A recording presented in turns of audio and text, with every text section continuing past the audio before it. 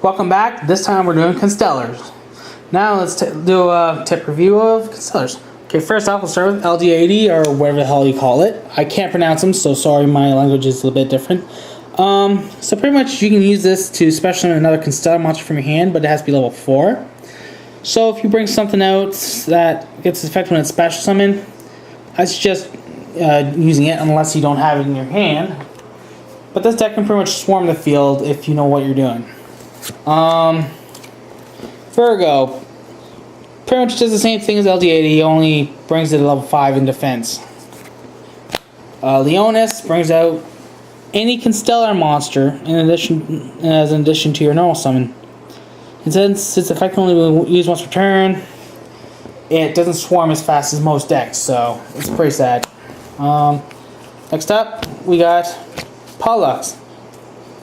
This is the same as Leo, same effect and all that stuff, nothing to explain. You can use it with any element, with any level, sorry. Acubins, I just use them to exceed summon, that's it. But don't worry about him. Let's move on to the other stuff. Okay, Antares, he's good at bringing... What the hell? Oh.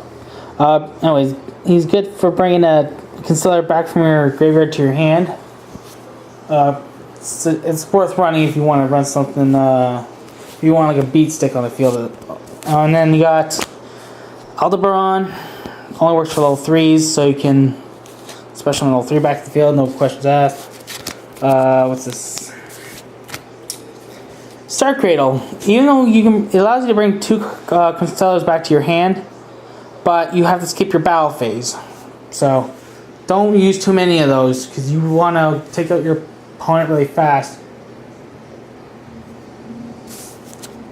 What's next?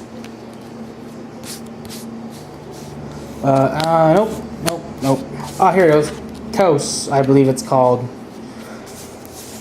This monster you definitely want to bring out because it'll allow you to bring out like a level any of the Constellar Xyz monsters. You can even use his effect on himself. Like you can either reduce his level by 1 to make him on level 3, or you can increase the Constellar's monster by 1. You can use it on any Constellar, so it makes it easy for an Xyz summon.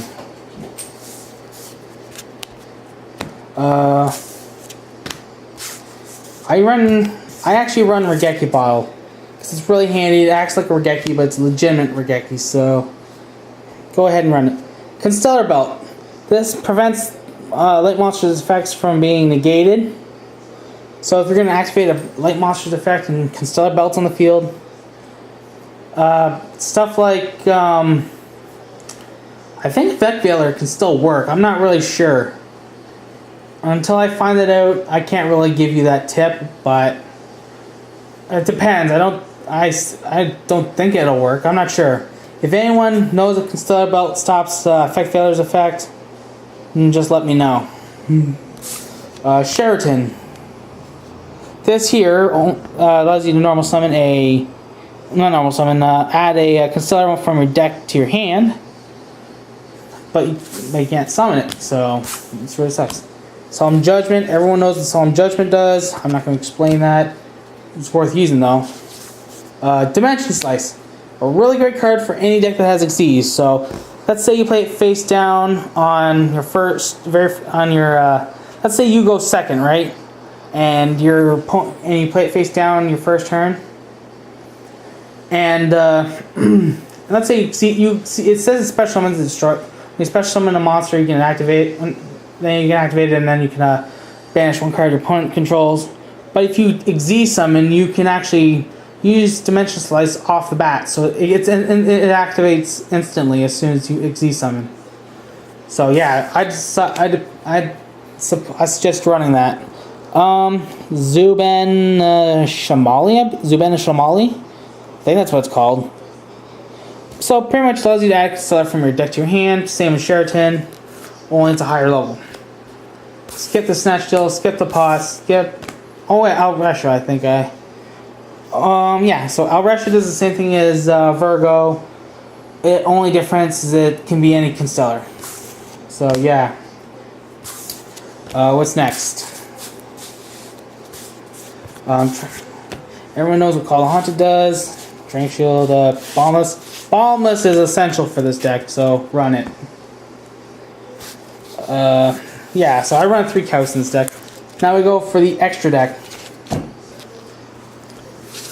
Now, you don't necessarily have to run any of these, well, all these Constellars. Just pick the ones you like. Hiatus are good because you can just use them to make turn all your opponent's monsters to defense position, face defense. So that way you know what you're going to run into. So yeah, makes it easier for you to find out what you're running into. Omega, run that. I only have the one, so just bear with me.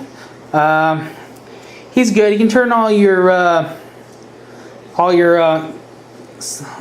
do you call them? Constellars into mini juggernauts. And when I say mini juggernauts, I mean monsters that can't be killed by spells and traps. So yeah, but it was only for the turn, but still worth running. Precipe.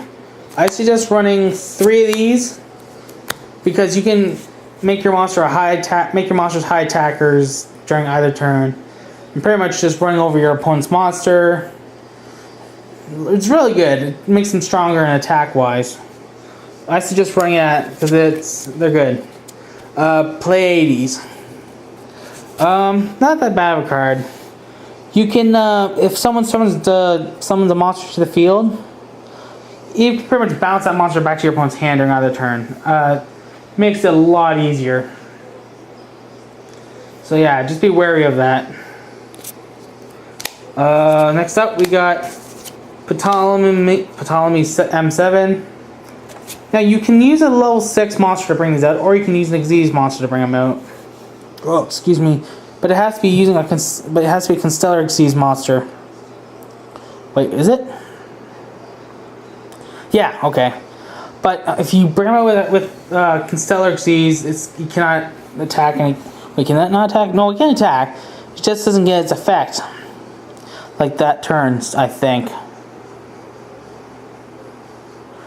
Yeah, so it's pretty much a high attacking Constellar, pretty good. But you know, like I said, be careful because you may run into high attacking monsters. Well, not high attacking monsters like spells and traps that'll stop your monsters in their tracks. Anyways, for that part, and enjoy the tips. Hopefully you'll make use of it. We'll see you next time when I do something else.